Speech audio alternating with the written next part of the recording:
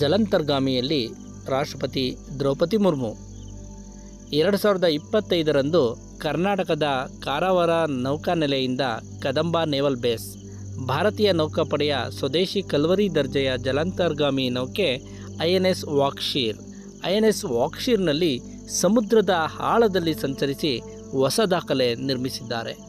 ಇದು ಭಾರತದ ರಾಷ್ಟ್ರಪತಿಯಾಗಿ ಜಲಾಂತರ್ಗಾಮಿ ನೌಕೆಯಲ್ಲಿ ಸಂಚರಿಸಿದ ಎರಡನೇ ಸಂದರ್ಭವಾಗಿದೆ.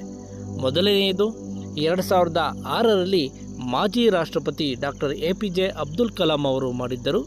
ರಾಷ್ಟ್ರಪತಿ ಮುರ್ಮು ಅವರು ಮೊದಲ ಮಹಿಳಾ ರಾಷ್ಟ್ರಪತಿಯಾಗಿ ಹಾಗೂ ಮೊದಲನೇ ರಾಷ್ಟ್ರಾಧ್ಯಕ್ಷರಾಗಿ ಕಲ್ವರಿ ದರ್ಜೆಯ ಜಲಾಂತರ್ಗಾಮಿಯಲ್ಲಿ ಪ್ರಯಾಣಿಸಿದ್ದಾರೆ ಎಂಬುದು ವಿಶೇಷವಾಗಿದೆ.